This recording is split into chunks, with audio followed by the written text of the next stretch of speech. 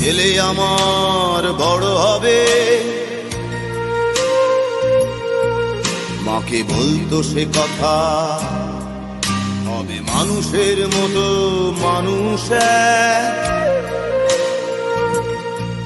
লেখা ইতিহাসের পাতায় নিজ হাতে খেতে পারতাম না।